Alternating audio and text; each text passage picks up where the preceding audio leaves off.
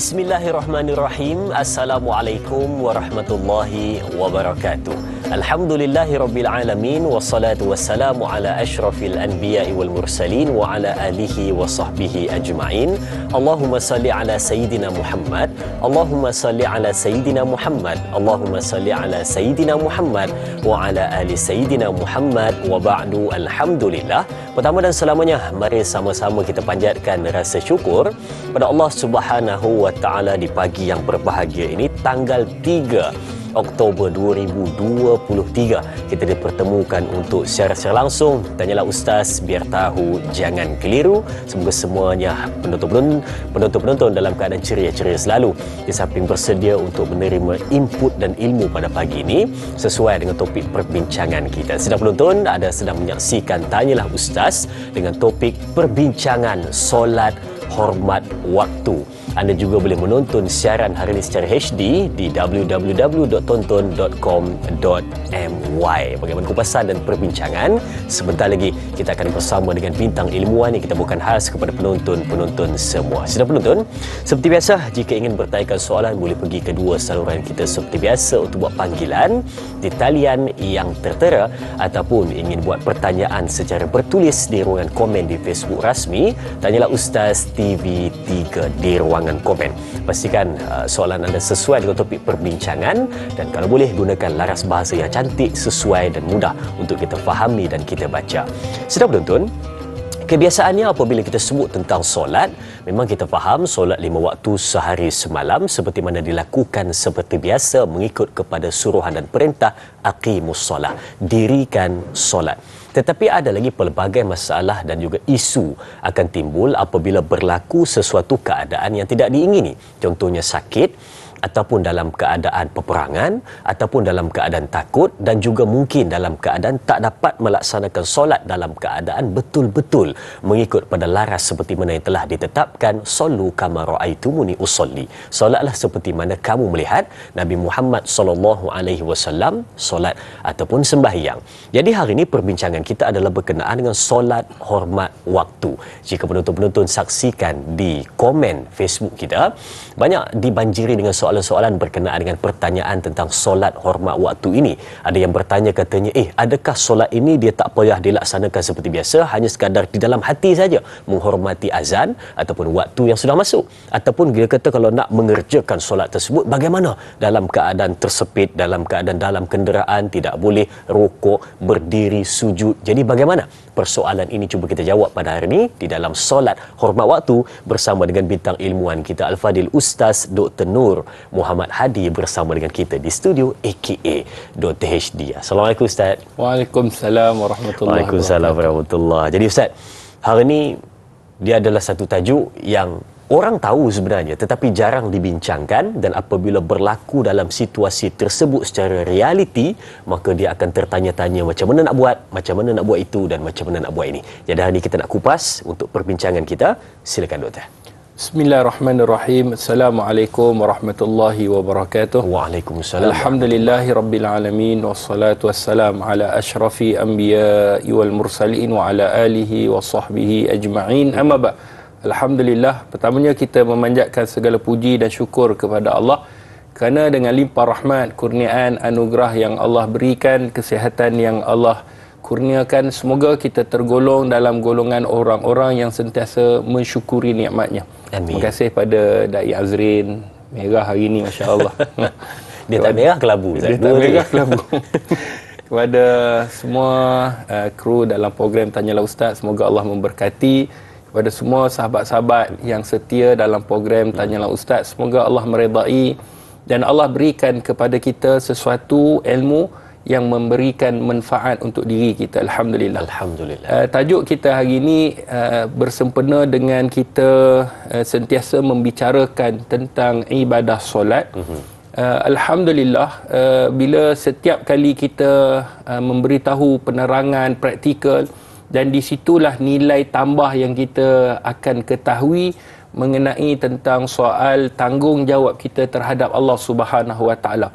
Dan pada pagi ini satu tajuk yang perlu kita bincangkan, kerana dia rata-rata dalam kalangan masyarakat kadang-kadang memandang rendah ataupun memandang ringan terhadap ibadah solat.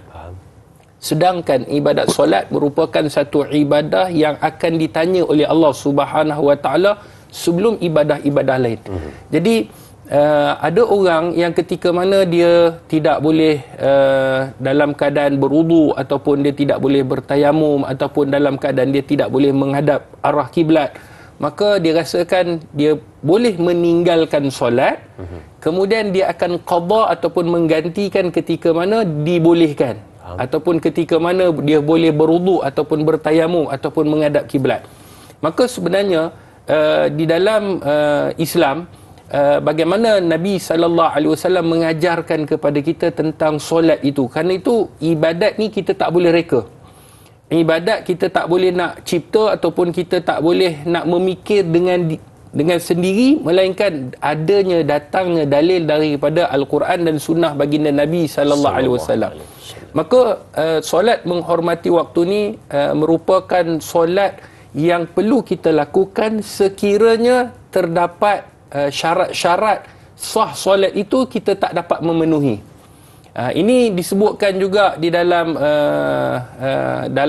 istilah bahasa ataupun dalam istilah fuqaha dalam membicarakan solat menghormati waktu, disebut sebagai faqid tahurain, iaitu solat ketika mana hilangnya dua cara untuk nak bersuci.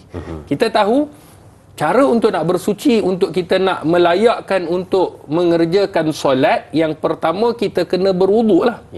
Sekiranya kita tak mampu nak berwuduk, maka di sana ada gantinya. Menggantikan wuduk ini adalah tayamum.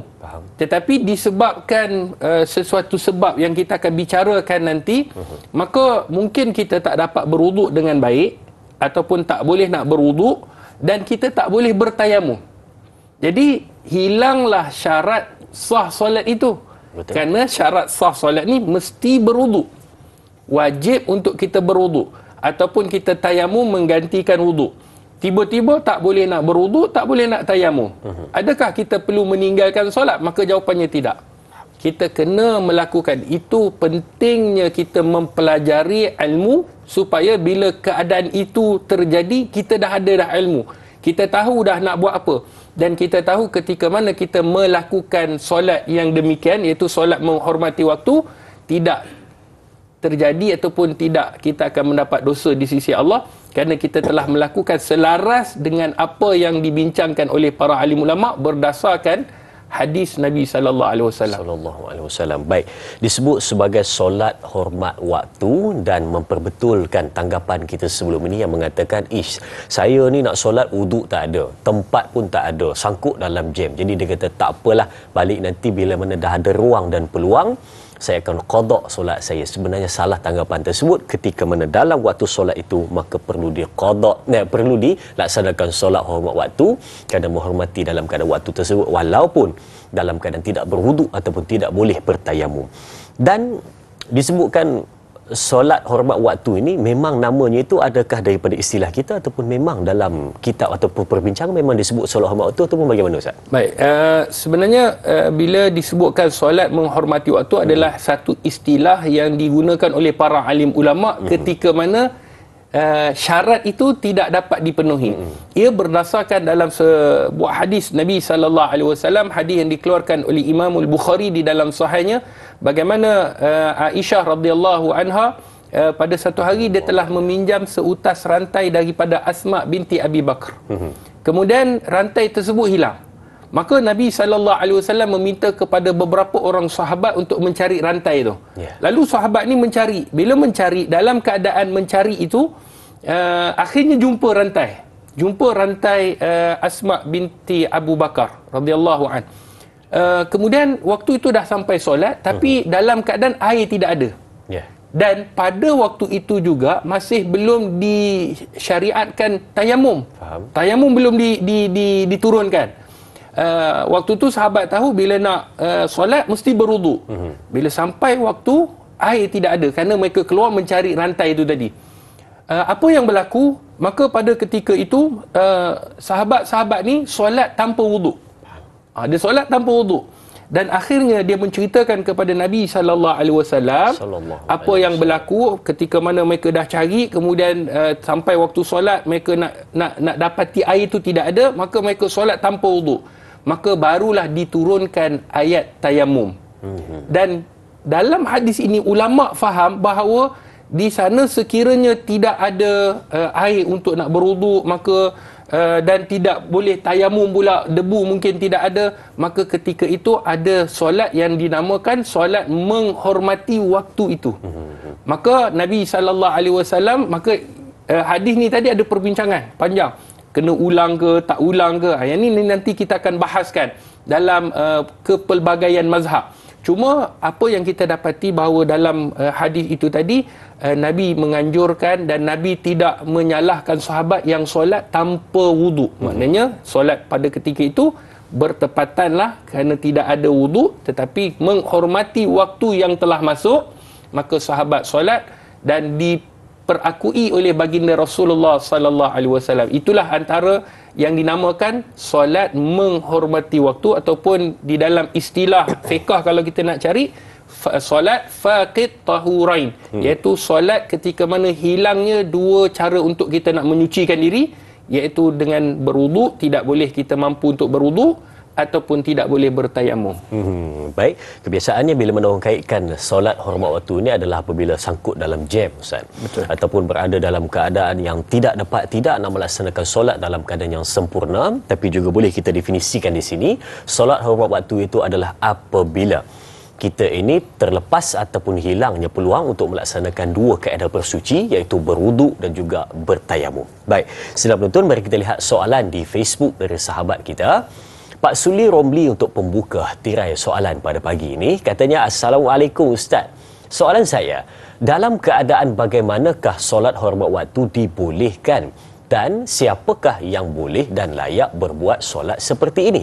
Mohon pencerahan Ustaz. Terima kasih.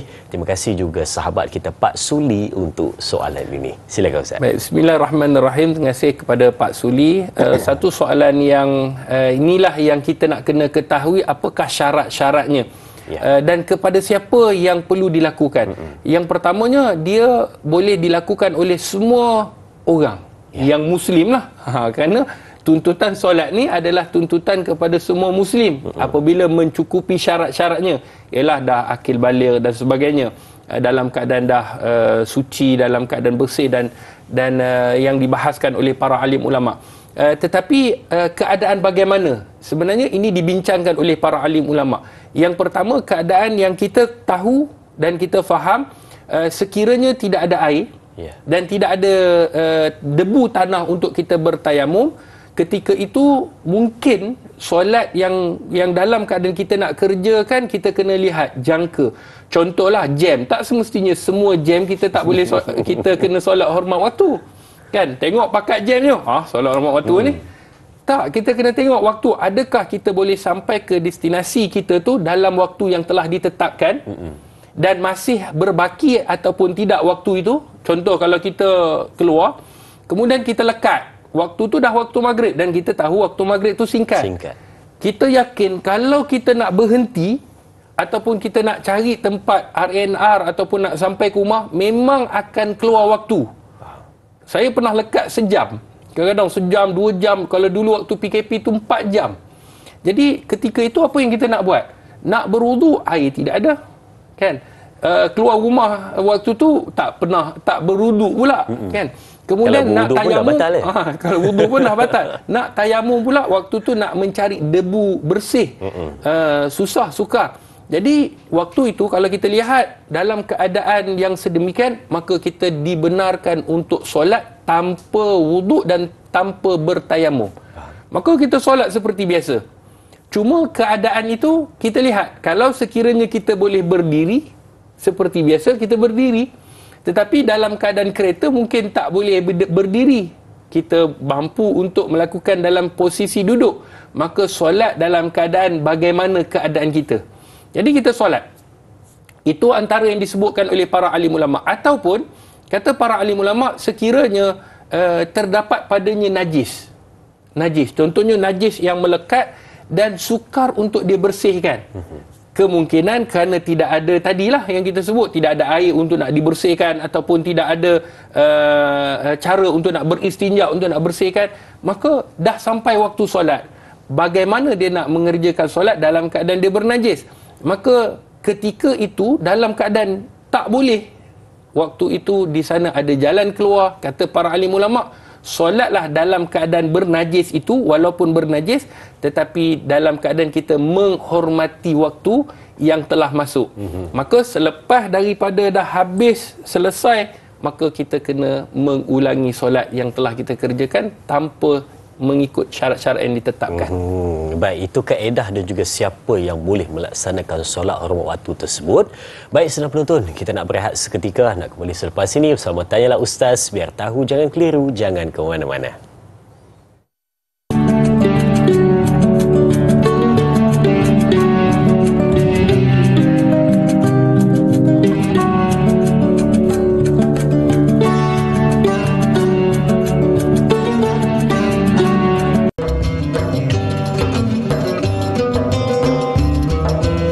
Terima kasih dan terima kasih diucapkan kepada semua penonton tetap setia bersama dengan kita untuk perbincangan Tanyalah Ustaz, biar tahu jangan keliru, untuk perbincangan berkenaan dengan fik ataupun perbincangan dalam solat berkenaan dengan solat hormat waktu. Baik, kalau tadi kita dah ulas sedikit berkenaan dengan definisi dan juga siapa yang layak untuk melaksanakan solat hormat waktu tersebut, dan sekarang untuk sesi yang seterusnya kita bersama seperti biasa Dr. HD dan juga papan putihnya ya, dengan nota-nota yang telah pun disiapkan di sini untuk kita mengerti dengan lebih dalam berkenaan dengan solat menghormati waktu. Silakan Ustaz. Baik, bismillahirrahmanirrahim. Sahabat-sahabat penonton yang dirahmati oleh Allah Subhanahu Wa Taala, sebenarnya tujuan saya menulis ni adalah untuk sahabat-sahabat penonton snap.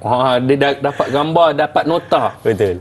Supaya dia lebih faham bahawa bagaimana kita nak mengerjakan solat hormat waktu ini. Baik, kalau kita lihat di papan putih ni, solat menghormati waktu ialah solat yang dikerjakan tanpa memenuhi syarat. Yang ni yang disebutkan tanpa memenuhi syarat sah solat. Maknanya syarat sah solat ni antara yang disebutkan oleh para alim ulama adalah kena bersuci lah. Ia dilakukan dalam keadaan ketiadaan air, sama ada air itu cukup-cukup untuk diminum ataupun dibuat untuk keperluan yang sangat penting. Sekiranya memanglah berwuduk tu pun penting, tetapi untuk menjaga nyawa itu lebih penting daripada untuk kita nak berwuduk. Maka kata ulama, sekiranya ketiadaan air untuk berwuduk dan debu tanah untuk bertayamum, maka kita kena solat dalam keadaan demikian, tanpa berwuduk dan tanpa boleh bertayamum. Dan kalau kita lihat keadaan yang kedua ni, kefahaman dia, solat menghormati waktu. Yang kedua, keadaan yang diharuskan solat hormati waktu ni ada beberapa keadaan. Banyak sebenarnya keadaan-keadaan, tetapi key point dia, poin yang paling penting adalah ketika mana tiada air dan tiada debu tanah untuk nak bertayamum. Kemudian waktu tu mungkin kalau kita sekiranya tidak solat pada ketika itu akan keluar waktunya. Waktu itulah kita solat menghormati waktu. Macam yang saya sebutkan tadi, kalau dalam jam, dalam keadaan kesesakan, terperangkap dalam kesesakan jalan raya, bukan semua kita dalam keadaan jam itu kita kena solat menghormati waktu. Sekiranya waktu tu masih panjang lagi, contoh kita nak keluar tengah hari, tiba-tiba lekat dekat jam, dan waktu tu kita tahu jam ni sejam 2 jam je, kemudian kita akan lepas, mungkin dalam pukul 3 maka boleh lagi solat zuhur. 3:30 masih lagi boleh solat zuhur. Pukul 4 masih lagi sempat. Maka ketika mana sempat, tak perlulah kita solat dalam keadaan tidak berwuduk ataupun tidak bertayamum. Waktu itu kata ulama, maka kita kena solat ketika dah sampai.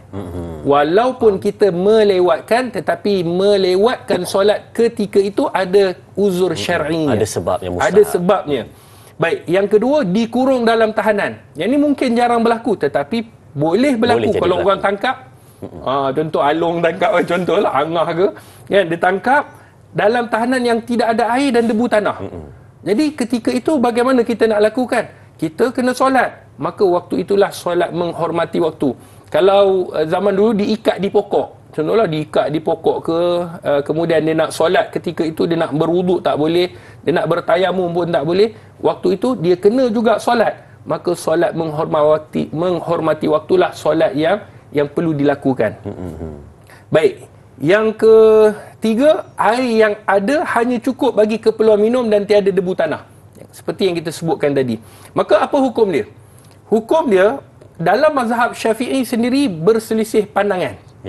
Pandangan ulama. Tetapi qaul yang jadid ataupun pandangan mazhab Syafi'i, kebanyakan majoriti ulama dalam mazhab Syafi'i menyatakan hukum solat menghormati waktu adalah wajib untuk kita solat dan wajib untuk kita mengulangi solat itu. Maknanya bila dah dalam keadaan kita berjumpa dah dengan air, maka kita kena qada solat yang kita terlepas tadi, ataupun kita tidak berwuduk dan tidak bertayamum.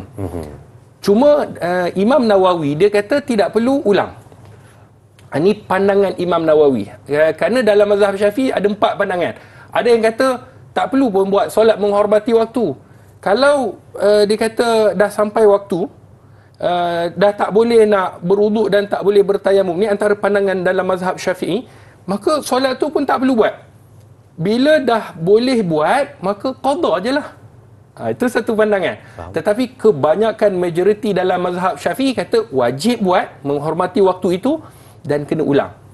Tapi Imam Nawawi dia kata wajib juga buat, kena buat. Cuma pandangan Imam Nawawi dalam Al-Majmu' Syarah Al-Muhadzab, dia mengatakan bahawa tidak perlu ulang. Sebab dalam keadaan tu, dalam keadaan darurat.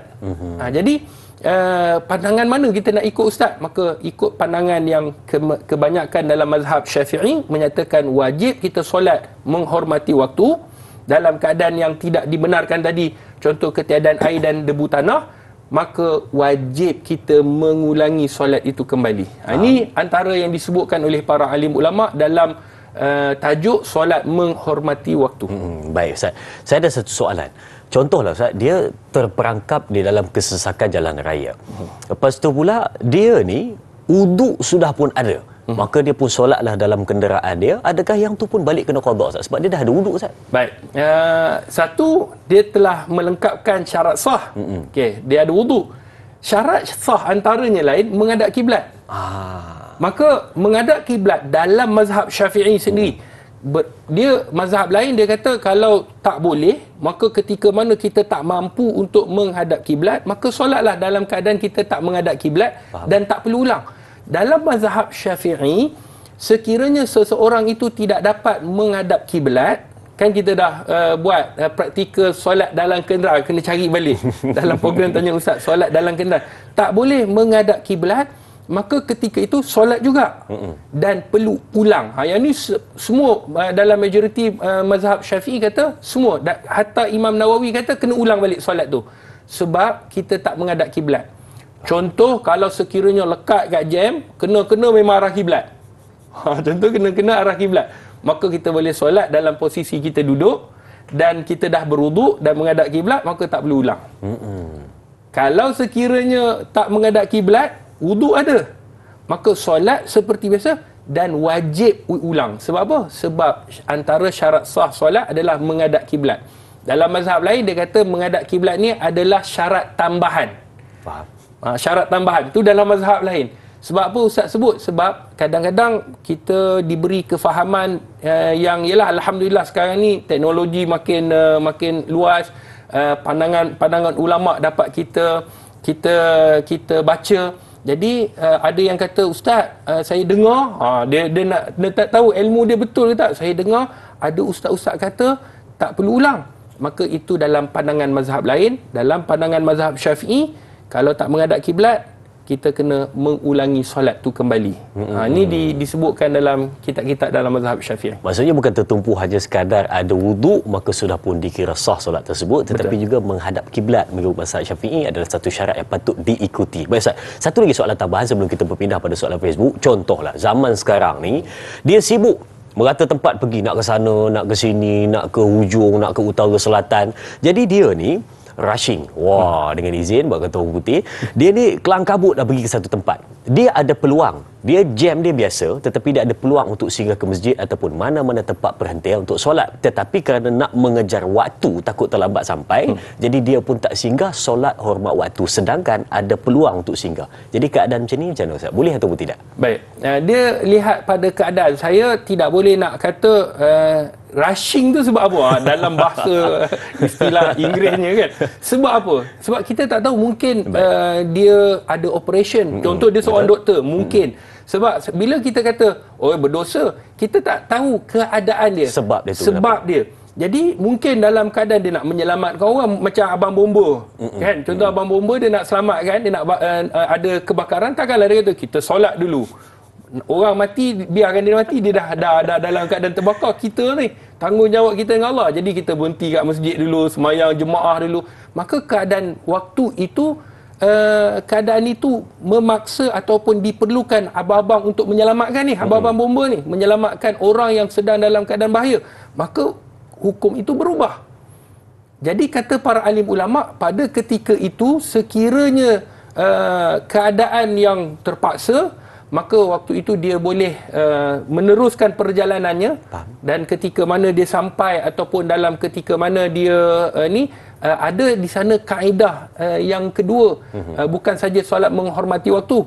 Dia kalau dalam keadaan dia menyelamatkan nyawa, dia boleh jamak pula. Dia boleh jamak, sama ada jamak takdim ataupun jamak takhir. Solat menghormati waktu hanya diguna pakai ketika mana tidak ada air dan tidak boleh bertayamum. Itu saja. Kalau dalam keadaan biasa, dia boleh berwuduk dan dia boleh ni, tetapi dalam keadaan terpaksa untuk keadaan-keadaan yang tertentu yang tak dapat dielakkan, darurat, maka di sana dia boleh melakukan jamak, disebutkan jamak takdim. Sama ada kita nak bawa asar ke zuhur ataupun kita mengakhirkan zuhur ni bawa kepada asar, disebut jamak takhir. Maka keadaan-keadaan itu sebenarnya dibenarkan. Begitu juga dengan orang sakit. Contoh orang sakit tadi, Da'i Azri ada tanya, kalau sakit tidak ada orang yang nak menguruskan dia. Mungkin dalam keadaan dia tak boleh nak berwuduk, dia lumpuh, tak boleh nak berwuduk dalam keadaan najis, tak boleh nak bertayamum. Jadi adakah dia nak solat menghormati waktu? Maka jawapannya ya. Ketika itu tidak ada siapa yang menguruskannya, dia tahu masuknya waktu, maka dia solat menghormati waktu. Tetapi dia diberikan kelonggaran oleh para alim ulama, sekiranya mungkinlah orang akan uruskan cuma lewat. Kan? Mungkin dah habis zuhur, sampai asar tu barulah diuruskan, baru anak balik kerja ataupun mungkin ada orang datang. Ketika itu dia boleh dilakukan ataupun dia boleh melakukan jamak takhir. Kerana sakit ini ada kelonggarannya yang disebutkan oleh Imam Nawawi, dibenarkan dalam keadaan sakit, tapi sakit yang sangat-sangat teruk, yang kritikal, maka dibenarkan. Maka bergantung kepada keadaan-keadaan kita itu tadi. Baik, itu dia jawapannya. Bagi mereka yang mungkin dalam keadaan, kata Ustaz sebentar tadi, kelang kabut nak ke satu tempat, maka dia lihat dulu apa sebab keadaan kelang kabut tersebut. Kalau pergi shopping tak boleh lah. Kalau benda yang boleh di-adjust Ustaz, kalau benda yang boleh diatur semula ataupun bagi tahu kepada orang yang sedang menanti kita untuk kita solat seketika, maka itu lebih diperlukan dan diutamakan. Tapi lihat pada keadaan. Dan yang kedua, kalau dapat lihat sebentar tadi adalah berkenaan dengan bagaimana cara melaksanakan solat tersebut, yang sudah tentu dan sudah pastinya kita kena tahu kaedah yang sebenar supaya tidak salah faham di antara solat ketika mana sakit, solat jamak yang dibolehkan dan juga solat hormat waktu yang disebutkan sebentar tadi. Dan Ustaz, sedikit lagi perbincangan berkenaan dengan solat hormat waktu yang kita dapat lihat di papan putih pada ketika ini. Kalau kita dapat tengok juga di sini ada disebutkan wajib qada dan wajib mengulangi semula. Dan satu soalan yang ringkas tetapi mungkin juga penonton-penonton tertanya-tanya. Dia kata, adakah perlu balik terus diulang ataupun boleh dibawa pada ketika lain yang mungkin lebih sesuai ataupun lebih memudahkan, ataupun kena immediately dengan izin? Silakan Ustaz. Pagi ni nak cakap orang putih je kan. Subhanallah. Baik, sahabat-sahabat penonton, sebenarnya bila kita sebut nak mengulangi qada ni, waktu bila yang sesuai, dia tengok dalam dua keadaan. Sekiranya dia meninggalkan dengan sengaja, ni kaedah dia, meninggalkan dengan sengaja. Contoh, dia dah bangun dah, subuh tadi dia dah bangun dah, ni contohlah, dia dah bangun dah, kemudian dia tidur balik. Bila dia tidur balik, ketika mana dia bangun, wajib qada dengan segera. Ni kaedah ulama. Sekiranya meninggalkan dengan sengaja, maka dia wajib qada dengan segera. Ya. Sekiranya dia bukan sengaja meninggalkan, dalam keadaan macam ni tadilah, ni bukan sengaja. Faham. Jadi maka kata ulama, dia boleh melewatkan dan boleh solat qada itu dalam keadaan kesesuaian waktu dia. Faham. Mungkin dia dah habis urusan dan sebagainya, barulah dia nak mengerjakan solat. Maka tidak jadi masalah. Tengok pada keadaan dia. Kalau sengaja, wajib qada dengan segera. Kalau tidak sengaja, seperti mana baginda Nabi SAW, maka dia boleh menggantikan solat itu dalam keadaan keluasan waktu yang dia ada. Maksudnya bukanlah kata, elah tak apa, lewat-lewatkan pun tak apa, cuma dibolehkan untuk melewatkan dalam keadaan waktu yang kesesuaian dia, tetapi lebih cepat, lebih bagus untuk menggantikan solat yang sudah pun kita tinggalkan ataupun solat hormat waktu sebentar tadi. Baik, sedang menonton, kita nak berehat seketika, kita akan kembali selepas ini bersama Tanyalah Ustaz. Biar tahu, jangan keliru, terus bersama kami.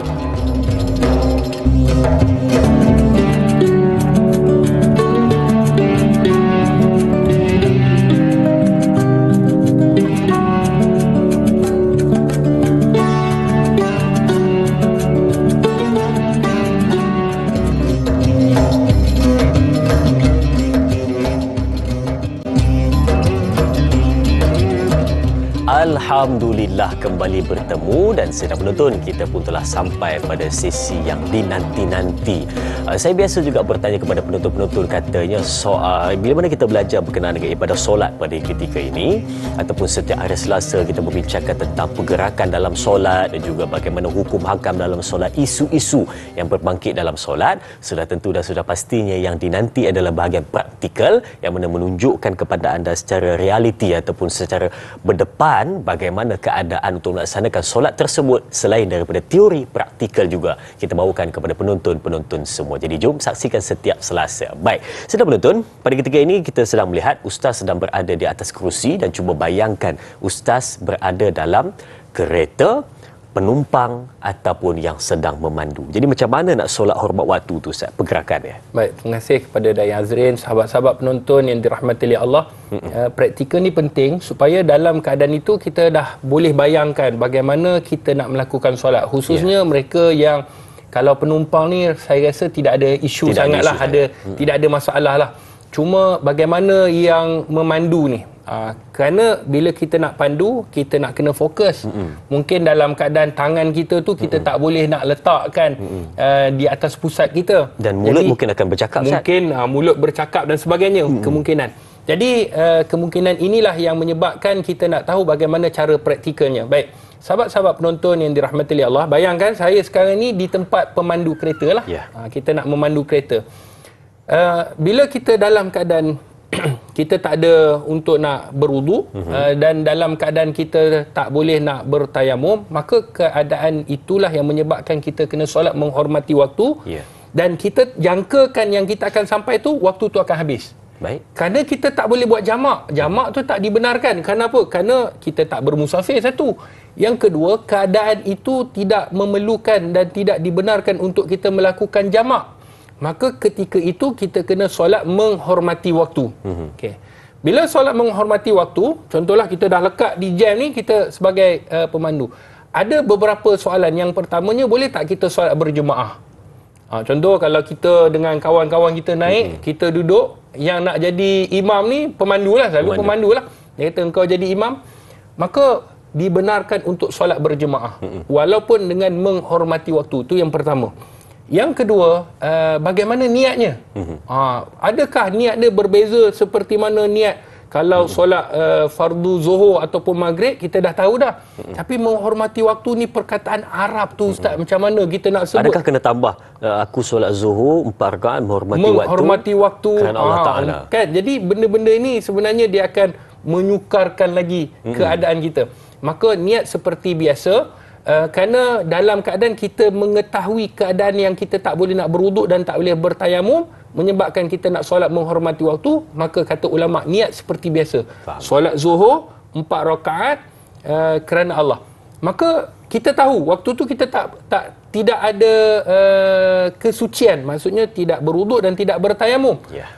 Niat tidak perlu kita tambah dengan menghormati waktu, tidak perlu. Sebab kata ulama, kita tahu syarat sah solat itu untuk nak berwuduk dan bertayamum, tetapi disebabkan kita tak boleh, maka kata ulama itu sudah mencukupi bahawa kita akan ganti nanti. Kita kena qada nanti. Sebab syarat sah solat itu kita tak lengkap. Maka kita niat seperti biasa. Kita dalam kereta ni, contoh dalam kereta. Maka mengangkat takbir ni, contoh tengah pegang steering, tak perlu angkat takbir. Allahu Akbar pegang. Tak perlu. Sebab mengangkat takbir, angkat tangan ini adalah sunnah. Sekiranya kereta tu tengah jam, tak bergerak dan sebagainya, maka waktu tu bolehlah kalau kita nak angkat. Tetapi kalau sekiranya kita risau, takut bahaya, maka waktu itu hanya dengan melafazkan takbiratul ihram, Allahu Akbar, sudah mencukupi. Dan tak perlu qabd. Qabd ni maksudnya kita tak perlu meletakkan tangan kita kan, steering bergerak, ataupun kita nak meletakkan tangan di atas pusat kita, mana yang lebih perlu? Maka kata ulama, sekiranya kita dalam kereta, pegang steering. Kerana meletakkan ini merupakan sunnah dan khilaf para alim ulama. Dalam keadaan tertentulah, keadaan yang tertentu. Kalau kita tengok jalan tu memang tak bergerak langsung, mungkin kita boleh letak. Tapi bila bergerak, kita boleh pegang balik steering kita. Tidak jadi masalah. Ada orang tanya pula, Ustaz, bukankah itu dah 3 kali pergerakan berturut-turut? Pada minggu lepas kita dah belajar dah. Maksud dia tengok minggu lepas tu. Kalau 3 kali pergerakan berturut-turut ni, kalau yang ni sepasang dikira satu lah, yang kita dah sebut kan. Maka tak adalah sampai pergerakan 3 kali berturut-turut yang kita akan lakukan dalam solat menghormati waktu. Cuma kita pegang, dalam keadaan kita pegang dan dalam keadaan darurat tidak jadi masalah. Sebab kita dah bincangkan pada minggu lepas. Maka kita pegang dalam keadaan pegang steering ni, kita pegang. Bila kita takbir, Allahu Akbar, takbir, niat kita dah takbiratul ihram, kita baca doa iftitah. Bila dah habis doa iftitah, kita baca Al-Fatihah. Habis baca Fatihah, kita nak tambah surah. Dibenarkan kita menambah surah dibaca. Kemudian kita nak rukuk. Dah habis ni kita nak rukuk. Rukuk maka sedikit saja kita menundukkan kepala, yang penting kita nampak jalan tu. Jangan rukuk-rukuk, jalan pun tak nampak. Kan? Sampai-sampai tengok inna lillah dah, arwah dah. Jadi kita rukuk sedikit yang mana kita mampu untuk melihat jalan. Kita rukuk sedikit. Kemudian lepas habis tasbih rukuk, kita i'tidal. Sami Allahu liman hamidah, Rabbana walakal hamd, seperti biasa. Apa yang penting, pergerakan yang kita buat, kita tahu dengan niat. Maknanya ni tengah i'tidal. Kemudian sujud. Pergerakan rukuk dan sujud ni mesti ada beza. Kalau rukuk dia sedikit, sujud dia mesti bawah sedikit daripada rukuk. Faham? Maknanya bawah jangan sampai, kan kalau steering tu bawah sungguh. Bawah meter. Bawah meter. Jadi dia kena tengok steering tu, dalam keadaan dia pegang, dia rukuk sedikit, kalau sujud dia bawah lagi sedikit, sudah memadai. Yang penting dia solat dalam keadaan dia mengetahui dia sedang rukuk, dia sedang sujud, dia sedang duduk di antara dua sujud. Kemudian apa yang dia lakukan dalam solat tu dia mengetahui. Bacaannya adalah sama, cuma keadaan solat itu dalam keadaan duduk, posisi duduk kerana dia lekat dekat jam. Faham. Maka selepas dia keluar daripada jam, dah selesai, dia jumpa air, maka dia kena berwuduk seperti biasa dan dia kena solat seperti biasa. Itulah praktikal bagi mereka yang mungkin dalam keadaan posisi duduk, dalam keadaan lekat jam. Dan saya nak tunjuk kepada da'i satu lagi, kalau dalam keadaan diikat pula. Diikat Ustaz? Diikat. Oh, yang nombor 2 tu? Yang nombor 2 contohnya dibelenggu ataupun ditahan. Baik, saya nak kena berdiri. Baik. Yang kena ikat tu saya ke? Boleh. Kalau katakan da'i contohnya berdiri ni diikat ni. Dia diikat. Baik. Dia tak boleh nak bergerak, tangan pun tak boleh. Kaki pun dia tak boleh, nak berwuduk pun tak boleh, nak bertayamum pun tak boleh.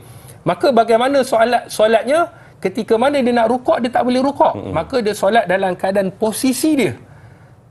Posisi yang dia sedang lakukan, cuma dia hanya menggerakkan kepala. Kepala lah. Kalau takbir, contohnya da'i dalam keadaan begini, dia takbir. Allahu Akbar. Ini dia dalam keadaan dia bertakbir. Okeylah, selesai. Kemudian dalam keadaan dia dah baca surah, dia dah baca, selepas daripada itu dia nak rukuk. Rukuk, dia menundukkan sedikit kepalanya. Dalam keadaan kemampuannya saja rukuk. Kemudian dia i'tidal, Sami Allahu liman hamidah, Rabbana walakal hamd. Lepas tu dia sujud. dalam keadaan posisi yang lagi bawah pada kadar yang dia boleh. Maka inilah posisi orang yang solat menghormati waktu. Dalam keadaan nak rukuk, dalam keadaan sujud, mesti ada sedikit perbezaan rukuk dan sujud. Rukuk dia tunduk sedikit, contohnya bangun sedikit. Sujud bawah sikit lagi. Begitu sudah memadai. Maka solat menghormati waktu dalam keadaan berdiri pun dibenarkan dalam keadaan-keadaan yang tertentu. Contoh kalau dia tak diikat, kan? Dia mungkin dalam kenderaan kapal terbang, air tidak ada, nak bertayamum pun tidak boleh. Dalam ni dalam train. Dalam train, contoh bawa masa sesak tak boleh keluar. Tak boleh nak keluar dan tak ada tempat untuk kita nak solat. Contohlah ni contoh keadaan yang kita mungkin di luar jangka. Ya. Jadi bagaimana keadaan kita nak ni? Kita solat kena berdiri seperti biasa. Kalau boleh rukuk, boleh sujud seperti biasa, rukuk dan sujud seperti biasa. Cuma yang tidak boleh itu adalah nak berwuduk dan nak bertayamum, tak boleh. Maka sebelum kita nak solat menghormati waktu, kena lihat pada waktu tu dulu. Sekiranya ada waktu yang boleh sampai, train dia kata boleh sampai pada waktu yang telah ditetapkan, waktu tu tak keluar lagi, maknanya zuhur masih akan berbaki lagi, maka solat ketika mana dah sampai baru solat. Jangan mengada-ngada kata ustaz, mentang-mentang saya baru dah belajar solat menghormati, kita nak kena buat. Kan kejap lagi zuhur, kita naik train, padahal setengah jam je. Dia dah anggap macam dah lama. Jadi tak boleh, melainkan sekiranya dia tahu, dia jangka masa yang panjang sehingga boleh menyebabkan waktu tu akan habis. Bila tak belajar, dia tak tahu. Bila mana belajar, pantang jam, Ustaz. Walaupun 15 minit, hormat waktu. Ustaz, saya nak tanya tadi masa bila yang Ustaz jadi seorang pemandu bawa kereta tadi, contohlah tiba-tiba dia sedang solat hormat waktu, nak tambah nilai untuk kad untuk kita ni kan. Jadi dia pun buka, orang tu tanya berapa ringgit nak tambah, dia pun kata 20, dia kata. Jadi boleh ataupun tidak, dia jawab Ustaz. Sedang solat ni boleh ataupun tidak? Baik. Dalam keadaan solat ni kita tahu kita tidak boleh bercakap. Ya, betul. Melainkan percakapan itu diperlukan. Kan diperlukan dalam keadaan-keadaan yang tertentu. Contohnya waktu kalau kita tersilap dan sebagainya. Sekiranya kita nak menambah kredit ataupun nak menambah nilai tol itu, maka kalau boleh selepas daripada tu. Jangan kejap lagi dia duduk sembang kan. Ambil duit baki dulu, duduk sembang tapi dalam keadaan solat. Jadi sebenarnya tak dibenarkan. Habiskan dulu, selesai urusan tu, lepas tol tu sikit je. Kadang-kadang ada juga lepas tol memang lekat jam.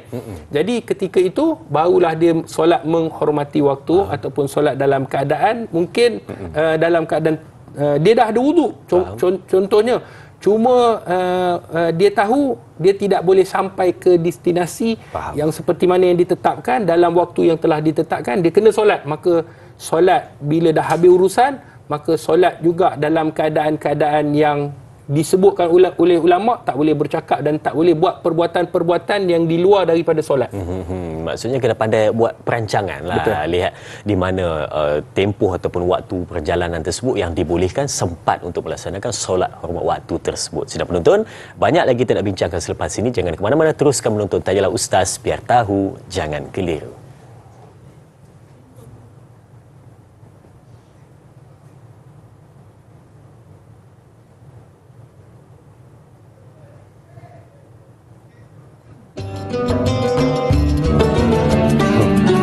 Lama.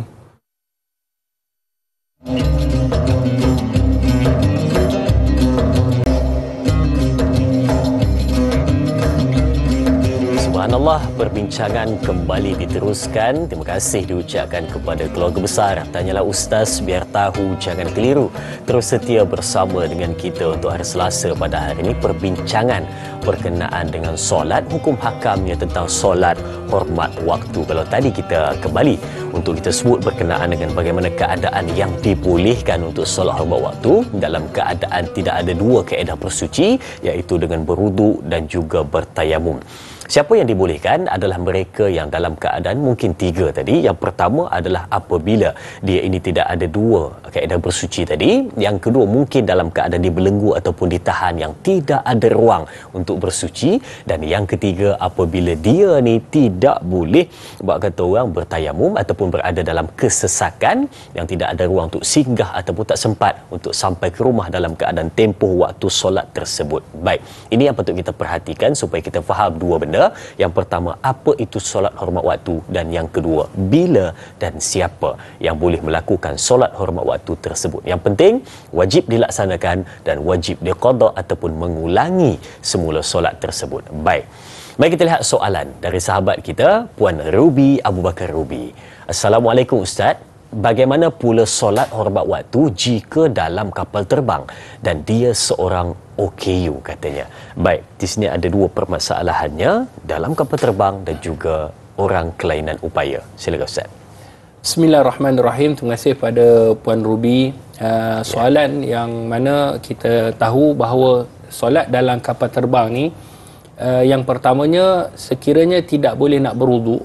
Kebiasaannya memang bahaya untuk nak berwuduk di tandas kerana sekiranya air yang kita gunakan menitik sehingga boleh menyebabkan shot.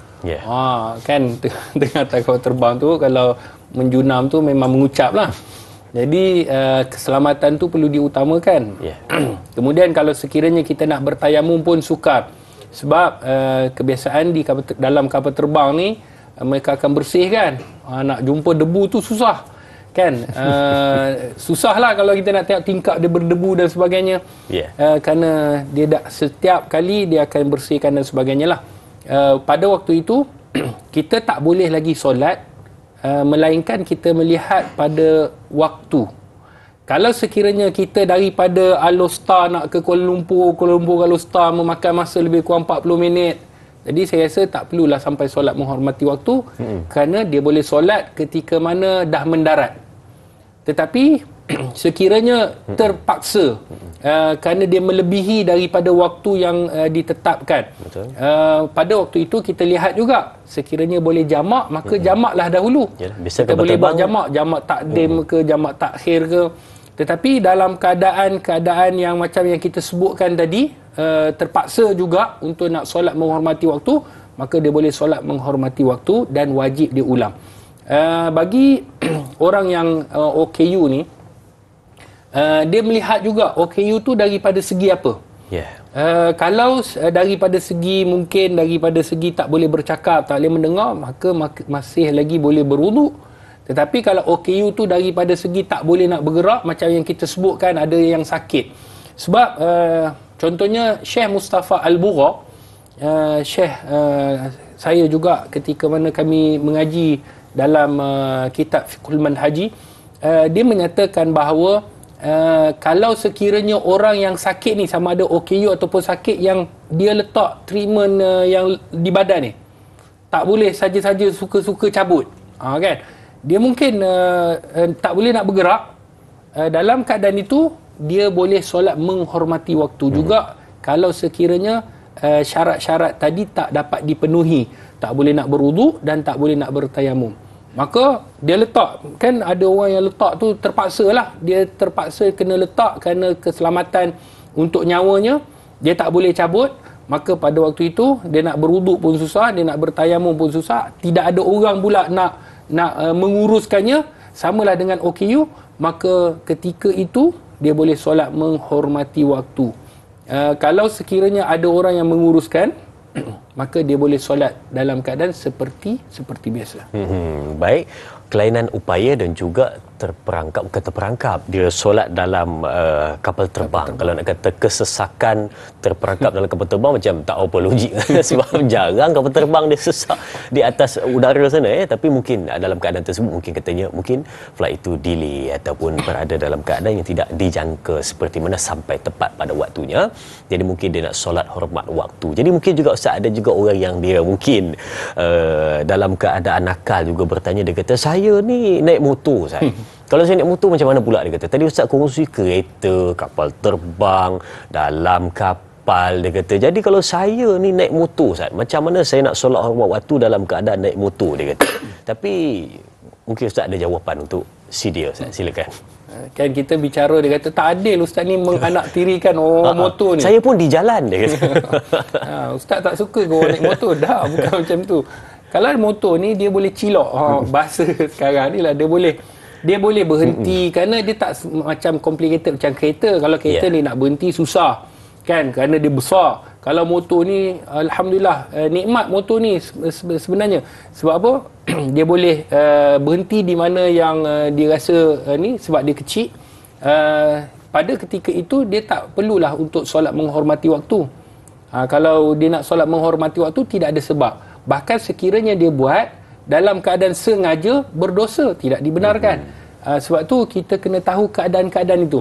Cuma kalau dia nak solat duha atas motor, contoh kan, solat sunat dibenarkan tanpa menghadap kiblat pun tidak menjadi masalah berdasarkan hadis Nabi sallallahu alaihi wasallam riwayat Imam Al-Bukhari. Nabi pernah solat di atas binatang tunggangan dalam keadaan duduk. Jadi abang-abang rider ni kan, kadang-kadang abang-abang yang hantar makanan, solat duha tak pernah tinggal, alhamdulillah. Jadi dia nak solat, Ustaz, saya kalau stop nak berhenti ni semua, jadi boleh tak saya sambil-sambil cilok tu solat sunat, boleh ataupun tidak? Bukan boleh. Cuma kena tahulah caranya kan. Dalam keadaan kita nak kona lah, janganlah rukuk kejap lagi, dalam keadaan tu membahayakan. Maka boleh solat sunat di atas motor dalam keadaan kita tahu pergerakan. Tahu pergerakan ni sebenarnya niat hati kita ni. Kita sedang baca Al-Fatihah, kita sedang rukuk, kita sedang sujud, kita sedang duduk di antara dua sujud. Itu penting. Kerana setiap pergerakan yang kita tahu dengan hati, kita akan membacanya dengan tasbih. Kan betul? Kita ada tasbih-tasbih, zikir-zikir. Maka sebab tu kalau motor ni tak perlu sampai solat menghormati waktu. Dan solat-solat sunat tadi, Ustaz, dia memang wajib kena ada wuduk lah, Ustaz. Baik, kalau solat sunat memang kena wuduk lah. Wuduk ni memanglah diperlukan. Tapi sekiranya tidak ada wuduk, kalau solat sunat, maka tak perlulah dia buat sebab ia sebagai sunnah sahaja. Baik, ala-ala Ustaz sebut tu, sebelum kita ambil soalan seterusnya, saya cuba nak lebarkan sedikit perbincangan, tetapi dia tak keluarlah daripada perbincangan kita, Ustaz. Kalau kita sebut tadi, solat fardu yang hormat waktu apabila sudah ada masa yang sesuai ataupun keadaan yang sesuai, maka wajib untuk diqada ataupun diulang semula. Tapi kalaulah contoh solat sunat yang kita terlepas pada waktunya, adakah solat sunat boleh diqada, Ustaz? Baik, perbincangan ini telah dibincangkan oleh para alim ulama berdasarkan hadis Nabi sallallahu alaihi wasallam. Contohnya solat-solat yang kita jaga, solat rawatib. Solat rawatib ni dalam mazhab Syafi'i berdasarkan hadis baginda Nabi sallallahu alaihi wasallam 12 rakaat.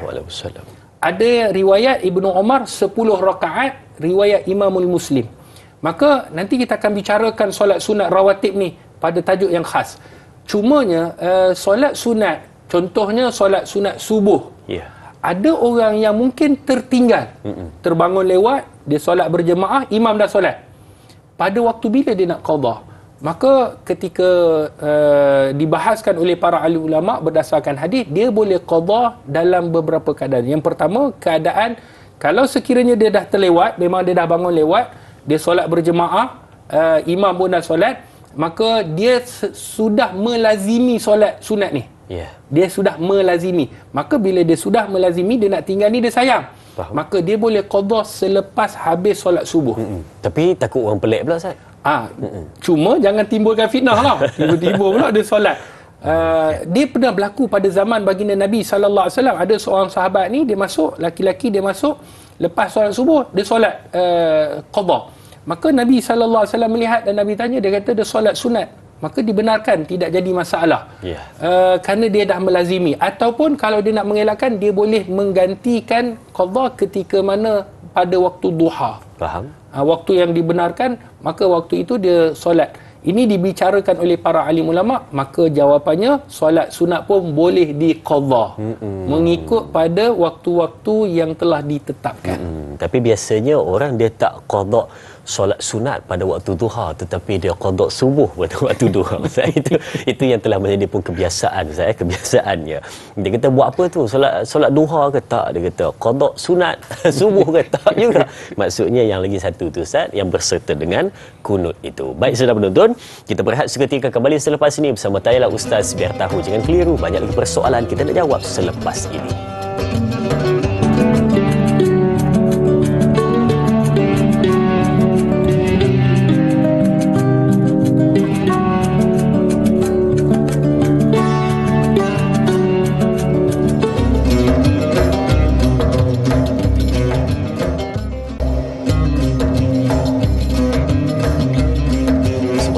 Perbincangan kembali diteruskan. Terima kasih diucapkan kepada keluarga besar Tanyalah Ustaz biar tahu jangan keliru.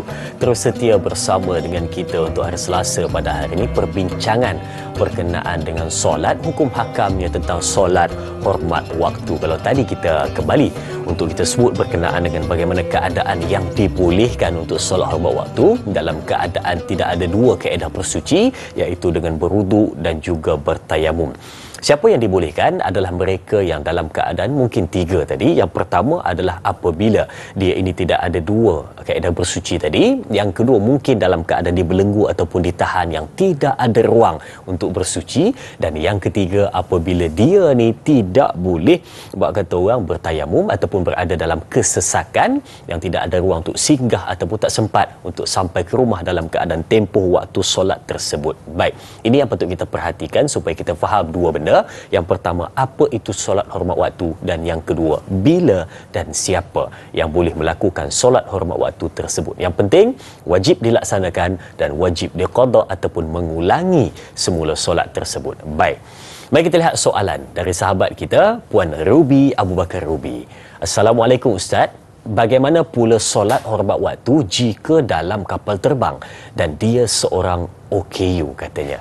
Baik, di sini ada dua permasalahannya, dalam kapal terbang dan juga orang kelainan upaya. Silakan Ustaz. Bismillahirrahmanirrahim. Terima kasih pada Puan Ruby. Soalan yang mana kita tahu bahawa solat dalam kapal terbang ni, yang pertamanya sekiranya tidak boleh nak berwuduk. Kebiasaannya memang bahaya untuk nak berwuduk di tandas kerana sekiranya air yang kita gunakan menitik sehingga boleh menyebabkan shot. Kan tengah kapal terbang tu kalau menjunam tu memang mengucap lah. Jadi keselamatan tu perlu diutamakan.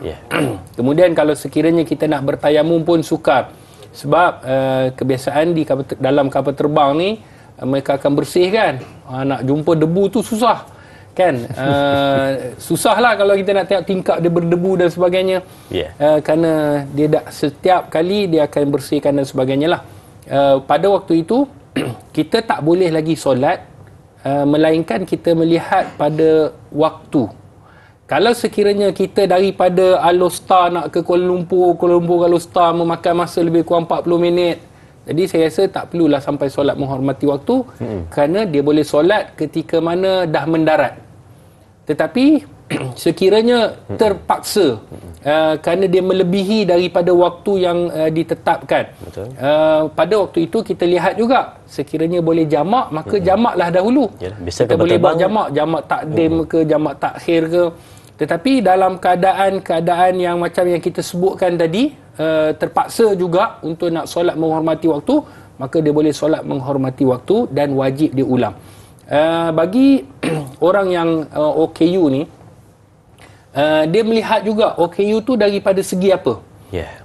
Kalau daripada segi mungkin daripada segi tak boleh bercakap, tak boleh mendengar, maka masih lagi boleh berwuduk. Tetapi kalau OKU tu daripada segi tak boleh nak bergerak, macam yang kita sebutkan, ada yang sakit. Sebab contohnya Syekh Mustafa Al-Bugha, Syekh saya juga ketika mana kami mengaji dalam kitab Fiqhul Manhaji, dia menyatakan bahawa kalau sekiranya orang yang sakit ni, sama ada OKU ataupun sakit yang dia letak treatment yang di badan ni, tak boleh saja-saja suka-suka cabut, kan, dia mungkin tak boleh nak bergerak, dalam keadaan itu dia boleh solat menghormati waktu juga kalau sekiranya syarat-syarat tadi tak dapat dipenuhi, tak boleh nak berwuduk dan tak boleh nak bertayamum, maka dia letak. Kan ada orang yang letak tu terpaksa lah, dia terpaksa kena letak kerana keselamatan untuk nyawanya, dia tak boleh cabut. Maka pada waktu itu dia nak berwuduk pun susah, dia nak bertayamum pun susah, tidak ada orang pula nak menguruskannya, samalah dengan OKU. Maka ketika itu dia boleh solat menghormati waktu. Kalau sekiranya ada orang yang menguruskan, maka dia boleh solat dalam keadaan seperti biasa. Baik, kelainan upaya dan juga terperangkap dia solat dalam kapal terbang. Kalau nak kata kesesakan terperangkap dalam kapal terbang, macam tak apa logik sebab jarang kapal terbang dia sesak di atas udara sana, tapi mungkin dalam keadaan tersebut mungkin katanya flight itu delay ataupun berada dalam keadaan yang tidak dijangka seperti mana sampai tepat pada waktunya. Jadi mungkin dia nak solat hormat waktu. Jadi mungkin juga Ustaz, ada juga orang yang dia mungkin dalam keadaan nakal juga bertanya, dia kata saya ni naik motor Ustaz. Kalau saya naik motor macam mana pula, dia kata. Tadi Ustaz kongsi kereta, kapal terbang, dalam kapal, dia kata. Jadi kalau saya ni naik motor Ustaz, macam mana saya nak solat hormat waktu dalam keadaan naik motor, dia kata. Tapi mungkin Ustaz ada jawapan untuk si dia, Ustaz. Silakan. Kan kita bicara, dia kata tak adil Ustaz ni menganaktirikan motor ni. Saya pun di jalan, dia kata. Ustaz tak suka ke orang naik motor? Dah, bukan macam tu. Kalau motor ni dia boleh cilok, bahasa sekarang ni lah, dia boleh berhenti kerana dia tak macam complicated macam kereta. Kalau kereta ni nak berhenti susah kan, kerana dia besar. Kalau motor ni alhamdulillah nikmat motor ni sebenarnya. Sebab apa? Dia boleh berhenti di mana yang dia rasa ni, sebab dia kecil. Pada ketika itu dia tak perlulah untuk solat menghormati waktu. Kalau dia nak solat menghormati waktu, tidak ada sebab. Bahkan sekiranya dia buat dalam keadaan sengaja, berdosa, tidak dibenarkan. Sebab tu kita kena tahu keadaan-keadaan itu. Cuma kalau dia nak solat duha atas motor, contoh kan, solat sunat dibenarkan tanpa menghadap kiblat pun tidak menjadi masalah, berdasarkan hadis Nabi sallallahu alaihi wasallam riwayat Imam Al-Bukhari. Nabi pernah solat di atas binatang tunggangan dalam keadaan duduk. Jadi abang-abang rider ni kan, kadang-kadang abang-abang yang hantar makanan, solat duha tak pernah tinggal, alhamdulillah. Jadi dia nak solat, Ustaz, saya kalau stop nak berhenti ni semua, jadi maka boleh tak saya sambil-sambil cilok tu solat sunat? Boleh ataupun tidak? Bukan boleh. Cuma kena tahulah caranya kan. Dalam keadaan kita nak kona lah, janganlah rukuk kejap lagi, dalam keadaan tu membahayakan. Maka boleh solat sunat di atas motor dalam keadaan kita tahu pergerakan. Tahu pergerakan ni sebenarnya niat hati kita ni. Kita sedang baca Al-Fatihah, kita sedang rukuk, kita sedang sujud, kita sedang duduk di antara dua sujud. Itu penting. Kerana setiap pergerakan yang kita tahu dengan hati, kita akan membacanya dengan tasbih. Kan betul? Kita ada tasbih-tasbih, zikir-zikir. Maka sebab tu kalau motor ni tak perlu sampai solat menghormati waktu. Dan solat-solat sunat tadi Ustaz, dia memang wajib kena ada wuduk lah Ustaz. Baik, kalau solat sunat memang kena wuduk lah. Wuduk ni memanglah diperlukan. Tapi sekiranya tidak ada wuduk, kalau solat sunat, maka tak perlulah dia buat sebab ia sebagai sunnah sahaja. Baik, alang-alang Ustaz sebut tu, sebelum kita ambil soalan seterusnya, saya cuba nak lebarkan sedikit perbincangan, tetapi dia tak keluarlah daripada perbincangan kita Ustaz. Kalau kita sebut tadi, solat fardu yang hormat waktu, apabila sudah ada masa yang sesuai ataupun keadaan yang sesuai, maka wajib untuk diqada ataupun diulang semula. Tapi kalaulah contoh solat sunat yang kita terlepas pada waktunya, adakah solat sunat boleh diqada Ustaz? Baik, perbincangan ini telah dibincangkan oleh para alim ulama berdasarkan hadis Nabi sallallahu alaihi wasallam. Contohnya solat-solat yang kita jaga, solat rawatib. Solat rawatib ni dalam mazhab Syafi'i berdasarkan hadis baginda Nabi sallallahu alaihi wasallam 12 rakaat. Ada riwayat Ibnu Umar 10 rakaat, riwayat Imamul Muslim. Maka nanti kita akan bicarakan solat sunat rawatib ni pada tajuk yang khas. Cumanya solat sunat, contohnya solat sunat subuh. Ada orang yang mungkin tertinggal, terbangun lewat, dia solat berjemaah, imam dah solat. Pada waktu bila dia nak qada? Maka ketika dibahaskan oleh para ahli ulama berdasarkan hadis, dia boleh qada dalam beberapa keadaan. Yang pertama, keadaan Kalau sekiranya dia dah terlewat, memang dia dah bangun lewat, dia solat berjemaah, imam pun dah solat, maka dia sudah melazimi solat sunat ni. Dia sudah melazimi. Maka bila dia sudah melazimi, dia nak tinggal ni, dia sayang. Faham. Maka dia boleh qada selepas habis solat subuh. Tapi takut orang pelik pula, Ustaz. Cuma jangan timbulkan fitnah lah. Tiba-tiba pula dia solat. Dia pernah berlaku pada zaman baginda Nabi SAW. Ada seorang sahabat ni, dia masuk, laki-laki dia masuk, lepas solat subuh, dia solat qada. Maka Nabi SAW melihat dan Nabi tanya, dia kata dia solat sunat. Maka dibenarkan, tidak jadi masalah. Kerana dia dah melazimi. Ataupun kalau dia nak mengelakkan, dia boleh menggantikan qada ketika mana pada waktu duha. Faham. Waktu yang dibenarkan, maka waktu itu dia solat. Ini dibicarakan oleh para alim ulama', maka jawapannya solat sunat pun boleh diqadha mengikut pada waktu-waktu yang telah ditetapkan. Tapi biasanya orang dia tak qadha solat sunat pada waktu duha, tetapi dia qadha subuh pada waktu duha. Itu yang telah menjadi pun kebiasaan saya, kebiasaannya. Dia kata buat apa tu? Solat duha ke tak? Dia kata qadha sunat subuh ke tak juga. Maksudnya yang lagi satu tu, Ustaz, yang berserta dengan kunut itu. Baik, saudara penonton, kita berehat seketika, kembali selepas ini bersama Tayalah Ustaz. Biar tahu jangan keliru, banyak lagi persoalan kita nak jawab selepas ini.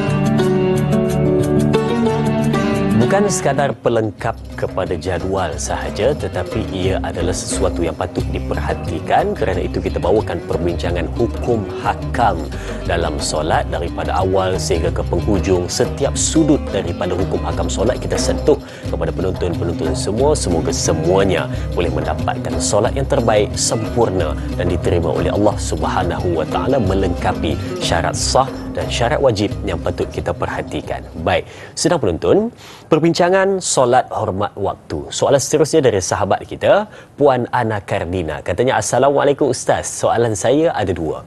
Yang pertama, bagaimanakah dengan mereka yang terkena najis pada pakaian? Bolehkah melakukan solat hormat waktu? Dan soalan yang kedua, perlukah memberi didikan awal kepada anak-anak tentang solat hormat waktu supaya terbiasa apabila masuk waktu solat? Mohon penjelasan Ustaz. Terima kasih. Terima kasih juga sahabat kita untuk soalan ini. Silakan Ustaz. Bismillahirrahmanirrahim. Terima kasih kepada Puan Ana. Ada dua soalan yang ditanyakan. Yang pertama mengenai tentang pakaian yang bernajis. Sebenarnya kaedah untuk menyucikan tu kita kena tahu dulu. Tak semestinya bila kadang-kadang minta maaf lah, abang-abang yang kerja ni dia ada alasan-alasan tertentu. Dia kata, Ustaz, saya tak boleh nak solat. Sebab apa? Sebab tadi saya pergi tandas. Jadi dah terkena najis.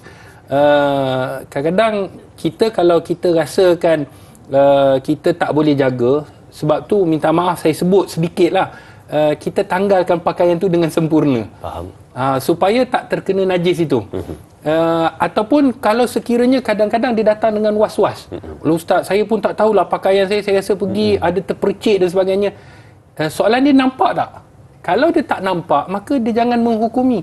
Kalau dia nampak sekalipun, kalau dia kata dia nampak, ya Ustaz saya nampak, maka dia boleh dibersihkan. Faham. Maka ada syaratnya. Hilang bau, warna dan rasa. Kan baulah, takkan air kita sendiri kita geli. Jadi kita kalau boleh bersihkan, kita bersihkanlah. Tak perlu pergi dobi. Kan dia kata, Ustaz saya kena sabun dulu, dobi dulu, kena bini basuh, rasa bau-bau suci. Itulah was-was syaitan. Jadi sebenarnya kalau sekiranya boleh menyucikan pakaian itu, maka sucikanlah pakaian itu seperti mana yang telah diajarkan. Baik. Dan boleh juga berlaku kadang-kadang, waktu saya ke Morocco pertama kali, ada sahabat saya, dia naik kapal terbang, mungkin tak berapa selesa. Yalah, tandas tu kecil, selalu tandas besar, ni dah tak kecil. Jadi banyak dia kena. Dia kata nak menyucikan tu sukar. Susah sebab banyak dan sebagainya. Jadi dia tanya saya bagaimana. Jadi pada ketika itu dia nak berwuduk memang boleh, tetapi macam yang kita sebutkan tadi, melekat padanya najis. Maka antara syarat sah solat itu adalah kena suci daripada najis, sama ada pakaian ataupun tempat untuk kita solat. Waktu itu jawapannya, kalau sekiranya najis sentiasa bersama dalam keadaan bukan darurat, bukan dalam keadaan sakit, maka waktu itu dia kena solat menghormati waktu. Faham. Disebabkan najis yang sukar untuk dia sucikan pada ketika itu. Melainkan kalau orang sakit, Ustaz, saya bawa beg najis bersama saya, memang tak boleh nak buat apa, sebab dia sakit ataupun kencing tak tus disebut, ataupun bagi wanita dia keluar angin di jalan depan ataupun belakang yang dah dia ada masalah, injap dia ada masalah, maka pada waktu itu kategori sakit lain. Maka dia boleh solat dalam keadaan yang demikian kerana sakit. Tapi kalau dalam keadaan normal, maka dia solat seperti biasa, iaitu dalam keadaan dia solat menghormati waktu. Yang kedua, bagaimana pendidikan anak-anak. Sebenarnya kita kena bagi tahu kepada anak ni kepentingan solat. Sebab tu saya pesan kepada ibu-ibu, ayah-ayah, kalau kita nak suruh anak kita solat, maknanya kita kalau kejut anak kita nak bangun sekolah, bangun pagi, kena guna bahasa yang betul. Maknanya bukanlah saya kata alang bangun sekolah, kan mandi sekolah. Bahasa tu betul. Cuma kita kena tukar Islamik sedikit. Alang bangun solat subuh. Jadi sebenarnya bila dia solat subuh, dia akan mandi, dia akan berwuduk dan sebagainya, dan dia akan bersedia untuk pergi sekolah. Saya menggunakan bahasa begitu sebab biar perkataan solat itu melekat dalam diri dia. Kerana itulah azan diminta berulang-ulang kali. Dalam sehari 5 ulang azan, sehingga melekat dalam telinga kita. Kerana itulah kalau mak-mak ataupun ibu-ibu ataupun ayah-ayah yang telefon anak yang jauh, benda yang pertama yang bila dia bercakap ni, janganlah tanya dah makan ke belum. Lembu pun tahu bila waktu dia nak makan, apatah lagi anak kita. Jadi yang kita kena tanya, dah solat ke belum? Belum lagi mak, hang pergi solat dulu. Orang Kedah lah contoh, hang pergi solat dulu, kejap lagi mak telefon balik. Jadi janganlah kita orang kata biarkan tak solat tak apa, nanti solat. Tak, pergi solat sekarang. Jangan melewatkan solat. Inilah yang kita kena tanamkan pada anak-anak, supaya walaupun dia dah besar panjang, kan, umur dah 40 contoh, menjadi kewajipan kita untuk sentiasa memperingatkan kepada anak-anak zuriat kita jangan meninggalkan solat. Maka sekiranya kita dah ajar, automatik solat menghormati waktu dia akan buat walaupun dalam keadaan-keadaan yang terdesak tadi. Kadang kita tak payah bagi tahu pun, solat hormat waktu kita sakut jam ni, dia tak payah bagi tahu pun, tetapi dia sendiri yang melaksanakan hasil daripada didikan yang Ustaz sebutkan kepada kita sebentar tadi, tarbiyah, didikan yang mantap daripada kedua ibu dan bapa, lekatkan dalam jiwa mereka perkataan solat itu daripada awal sehingga ke penghujungnya sampai bila-bila. Baik. Soalan seterusnya daripada sahabat kita Kak Mar WKN. Assalamualaikum Ustaz, saya ingin bertanya, solat hormat waktu wajib ke sunat Ustaz?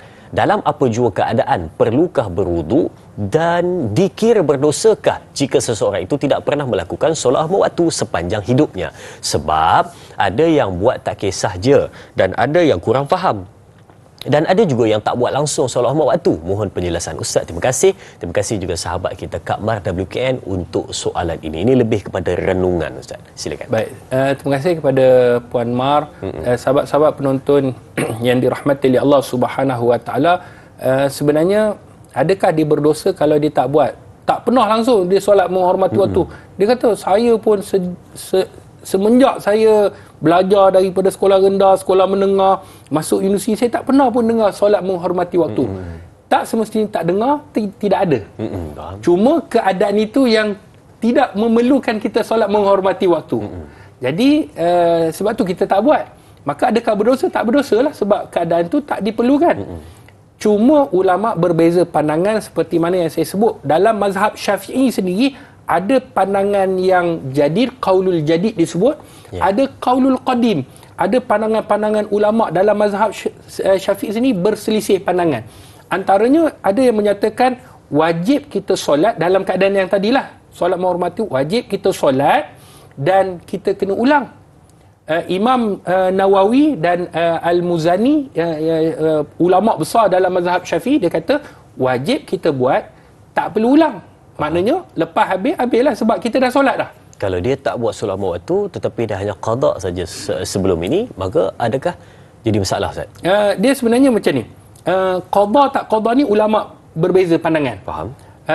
Pandangan muktamad dalam mazhab Syafi'i kebanyakan kata solat hormat waktu dia perlu buat sekiranya dia tidak boleh bersuci dengan dua suci tu lah, sama ada wuduk ataupun bertayamum, maka dia kena wajib solat menghormati waktu, dan bila dia dah sampai dah ada air dan ataupun boleh tayamum, dia wajib qada, wajib ulang. Pandangan Imam Al-Muzani ataupun Imam Nawawi, dia kata solat hormati waktu dalam keadaan tadi, cuma dia tak perlu ulang. Dah sampai rumah ada air, tak perlu ulang dah. Dia kata dah selesai sebab dah solat menghormati waktu, dah cukup. Ini pandangan dalam mazhab Syafi'i juga. Cuma pandangan Imam Nawawi dan pandangan Imam Al-Muzani. Ada pandangan yang lain pula, dia kata tak perlu buat. Tidak wajib solat kerana di dalam keadaan berhadas ataupun tidak wajib untuk kita solat. Itu pandangan Imam Malik. Dia kata tak perlu pun kita nak solat menghormati waktu ni. Faham. Sebab kalau dah terlepas, qada lah kejap lagi. Maka apa yang kita dapat daripada soalan Puan Mar ini bererti, kata ulama, sekiranya keadaan itu memerlukan, maka barulah kita buat. Kalau kita tak memerlukan, tak, orang bahasa kata jangan gatal-gatal pergi buat. Kan? Tengok keadaan tu dulu. Ni kadang-kadang saja-saja cari traffic jam sebab nak solat menghormati waktu. Apa fadilat dia, Ustaz? Dia bukan kira fadilat, dia kira keadaan itu, keuzuran yang ada itu. Ini bukan solat sunat duha. Ini bukan solat sunat duha, fadilat siapa-siapa yang solat menghormati waktu Allah bagi dia syurga. Tak, dia sama solat macam biasa, cuma keadaan itu yang memaksa dia solat menghormati waktu. Dan dalam mazhab Syafi'i kena ulang. Maknanya ulanglah. Kalau katakan zuhur dah lekat daripada zuhur, asar, contohnya zuhur pun lekat, asar pun lekat. Jadi zuhur dia kena qada, asar pun dia kena qada, dan waktu qada itu mengikut pada kesempatan dia lah. Janganlah dia kata tahun depan baru qada atau 2-3 hari, kena qada segera juga, cuma dalam waktu yang boleh dia adjust. Sebab dia ada uzur syar'i tadi. Baik, itu yang dapat kita perhatikan daripada soalan Kak Mar sebentar tadi. Maka patut diperhatikan secara sebaik mungkin berkenaan dengan solat hormat waktu ini, supaya kita tak terlepas pandang mengikut pada hukum yang telah pun disebutkan sebentar tadi. Wajib dilaksanakan dan wajib diulangi semula. Jadi Ustaz, sebagai penutup dan juga kesimpulan perbincangan kita, mungkin boleh kita sebutkan kepada penonton-penonton hikmah di sebalik diberikan ruang untuk solat hormat waktu, dan kenapa tetap diberikan kelonggaran walaupun apa keadaan, dan kenapakah pentingnya solat ini dalam kehidupan kita, Ustaz? Silakan sebagai kesimpulan. Kesimpulannya, bismillahirrahmanirrahim, sahabat-sahabat penonton. Yang pertamanya, Allah Subhanahu Wa Taala memahami keadaan. Itulah kerahmatan Islam. Itulah kelonggaran Islam. Apabila ada di sana kesulitan, maka di sana ada jalan keluarnya. Tetapi jangan kita memudah-mudahkan. Sebab kalau kita memudah-mudahkan, maka kita takut termasuk dalam perbuatan-perbuatan yang tidak dibenarkan. Dan jangan sampai terlalu ketat sangat sehingga menyebabkan kesukaran itu berlaku. Dan antara hikmah yang terbesar, bagaimana kita kena sentiasa ingat Allah. Solat ni takkan putus, melainkan dua keadaan yang saya dah sebut banyak kali. Dua keadaan kalau sekiranya dia nak meninggalkan solat. Yang pertama, kalau dia sangat-sangat teringin nak meninggalkan solat, yang pertama dia gila dulu, menggilakan diri dulu. Yang kedua, dia jadikan dirinya jenazah. Jadi dua keadaan itu saja yang boleh menyebabkan orang boleh meninggalkan solat. Kalau rasa-rasa dah bakal jenazah, maka boleh tinggalkan solat. Tapi kalau gila-gila tak boleh, Ustaz? Kalau gila-gila tak boleh. Jadi dan terakhirnya Allah sebut dalam surah An-Nisa ayat 103, yang mana ini merupakan asal, innas solata kana 'alal mu'minina kitaban mawquta. Sesungguhnya solat itu telah Allah tetapkan kewajipan ke atas orang-orang yang beriman, dan telah ditetapkan waktu-waktunya. Maknanya kita akan ingat Allah ketika mana Allah seru kita, walaupun dalam keadaan-keadaan tertentu tanpa boleh kita melakukan, kita tetap mengingati Allah Subhanahu Wa Taala. Itulah pokok pentingnya ibadah solat. Pucuk pangkalnya, ingat kepada Allah walaupun di mana kamu berada dan setiap masa keadaan. Selagi mana hidup, selagi mana nyawa masih lagi dikandung badan. Baik, Ustaz, mari kita tutup dengan doa ringkas bagi memberkati penutup majlis kita. Silakan Ustaz. Bismillahirrahmanirrahim. Alhamdulillahirabbil alamin wassalatu wassalam ala asyrafil anbiya'i wal mursalin wa ala alihi wa sahbihi ajma'in. Amin. Ya Allah, ya Tuhan kami, kami menadah tangan kepadamu ya Allah. Amin. Kami hanya berserah kerana-Mu ya Allah, kepadamu ya Allah. Amin. Ya Allah, tiada Tuhan yang kami bergantung melainkan kepada Engkau ya Allah. Amin. Kepada Engkau saja kami serah segala urusan kami ya Allah. Amin. Ya Allah, ampunkanlah dosa kami ya Allah. Ampunkanlah dosa kedua ibu bapa kami ya Allah. Rahmatilah mereka seperti mana mereka merahmati kami sewaktu kami kecil ya Allah. Ya Allah, kami menadah tangan kepadamu ya Allah, hanya kepada Engkau kami meminta. Jika ada dalam kalangan kami yang sakit, ya Allah, berikanlah kesembuhan. Jika ada dalam kalangan kami kesulitan, maka Engkau permudahkanlah setiap urusan kami, ya Allah. Jika ada dalam kalangan kami yang mempunyai aib, ya Allah, maka tutuplah aib-aib kami, ya Allah. Jika ada dalam kalangan kami yang belum mendapat hidayah, berikanlah kepada kami hidayah-Mu, ya Allah. Amin. Ya Allah, jika ada dalam kalangan kami yang berhajat kepada sesuatu, maka perkenankanlah hajat kami, jika ia baik dan Kau redha, ya Allah. Ya Allah, matikanlah kami dalam kebaikan, janganlah Kau matikan kami dalam keburukan. Ya Allah, ya Tuhan kami, kumpulkanlah kami bersama dengan junjungan besar baginda Nabi sallallahu alaihi wasallam. Ya Allah, berikanlah kepada kami kefahaman pada hari ini ya Allah, supaya kami dapat mengamalkannya dengan baik. Rabbana atina fid dunya hasanah wa fil akhirati hasanah wa qina azabannar. Wa sallallahu ala sayidina Muhammad walhamdulillahi rabbil alamin. Amin, amin, ya Rabbal Alamin. Alhamdulillah, selesai perbincangan kita berkenaan dengan hukum hakam solat pada bahagian solat hormat waktu. Mudah-mudahan dapat memberikan manfaat kepada penonton-penonton semua. Jangan lupa saksikan Tanyalah Ustaz bersama Ustaz Dr. HD setiap Selasa dengan topik-topik yang menarik serta amalan secara praktikal dapat kita saksikan. Terima kasih diucapkan kepada Al-Fadhil Ustaz. Terima kasih diucapkan kepada semua penonton. Teruskan menonton Tanyalah Ustaz biar tahu, jangan keliru. Kita tutup dengan tasbih kafarah dan suratul As. Subhanakallahumma wa bihamdika asyhadu an la ilaha illa anta astaghfiruka wa atubu ilaik. Bismillahirrahmanirrahim. Wal 'asri innal insana lafi khusri illa allazina amanu wa amilus solihat wa tawasaw bil haqq wa tawasaw bis sabr. Sekian, berjumpa lagi, kita tangguhkan majlis kita. Assalamualaikum warahmatullahi wabarakatuh.